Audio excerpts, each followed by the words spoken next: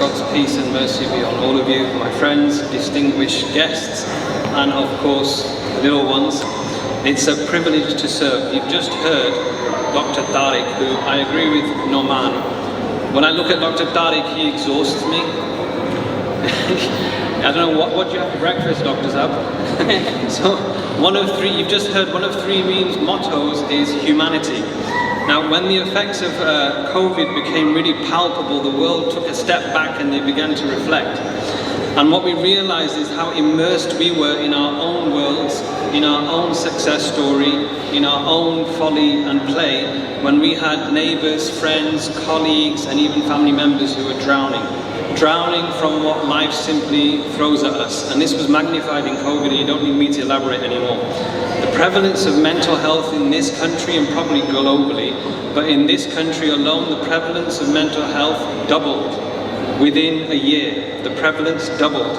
And at least 50 to 60% of my workload in my practice, which is a stone throw away from here, is mental health. And what's really troubling is the speed, the acceleration of how prevalent this is becoming, especially in young people. And so throughout the pandemic, as you've heard, we launched a series of webinars around the concept of well-being and health. And you have to understand that well-being and health is holistic. It's not one thing, and it has 6 key elements that you've seen what we've talked about. In no particular order, a diet that's rich in nutrients and free from rubbish. Physical activity, emotional regulation, adequate sleep, elimination of substance misuse, and connecting with your community and the people around you and the world around you with a higher purpose. So we ran a series of webinars covering what we've talked about pre-COVID and during COVID when it went online. So last year what happened was, on the walk home from the sunset prayer, from the Maghrib prayer, a local imam caught up with me and he said to me, you know, these webinars that you do, they're all good. It's good for a boost, it's good for information, it's good for education, but he said we need to do more.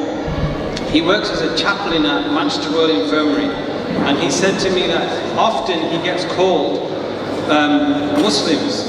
He gets called to see Muslim patients who are at crisis point. They don't want to live anymore, or they're drunk, or they're stoned, and he encourages them to see their GP or to seek out the many mental health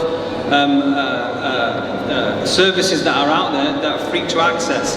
But there's problems. There's a stigma that's attached to it in our communities, and also there's cultural barriers as well as others. So on the way home from the sunset prayer, he asked me a question. He said, can we set up a clinic? And when he said we, he meant me. So as you can imagine, I wish I didn't bump into him on the way home from that sunset prayer. And I thought, I wish I didn't have this conversation, because I'm already bogged down with the volume of patients that general practice has never seen before. So on that note, if you have any influence with funding, Kate, you know, just put a little word in for us poor GPs, okay? So I called Dr. Tariq, and I just thought I'll just soundboard this idea with him. And you can imagine what his response was. Straight away, he kind of shouted down the phone, that's a brilliant idea, we're going to make this work. So again, I'm looking at the phone, I'm looking at the heavens thinking, I wish I never had this conversation with him, because he's going to make it work. So within no time, friends, colleagues, well-wishers, and the Three Meem, the excellent team that Three Meem has, within no time we've set up weekly one-to-one confidential clinics that are run by GPs and psychologists and psychiatrists. In fact, tomorrow is my turn on the rota, where I'll be dealing with patients on a complete voluntary basis. And it's usual stuff. It's nothing out of the blue. It's depression, it's anxiety, it's marriage problems, it's problems with in-laws, it's drugs, it's alcohol, it's addiction to all sorts. What's interesting is that every single one, when you ask them, why did you contact us? They say the same thing. We find it hard to access the services that are out there for the cultural reasons. So, what's our vision? This is where we're at now. What's our vision for the future? We need a community hub. Once COVID settles, and it will settle because nothing lasts forever, and you have to remember that, don't lose hope. The world has experienced worse, and it's pulled through. Nothing lasts forever.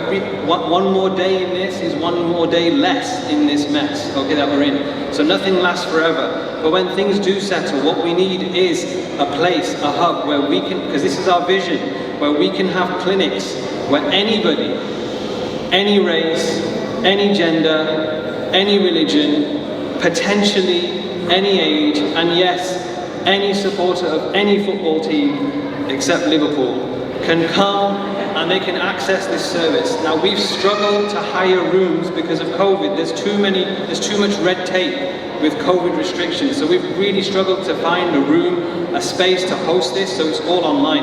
But that's our vision, but that's just short term. Our long term, like I said, this isn't me, this is Dr. Tariq, he exhausts me, okay? The long term vision is that once we become established, just like the walking groups, we want to put ourselves out there to local GP services, not just in Trafford, but potentially in the whole of Manchester. And if Dr. Tariq, Allah give him a long life, it could be England, okay? But we want people to be able to access our service. So my Imam friend in MRI, if he's there at 2 o'clock in the morning and someone wants to end their life and they're at crisis point, but they can't go to the GP, they can hand over a Three Meem leaflet and say, contact us. We want our GPs and our hospitals to be able to refer into us once we get accredited.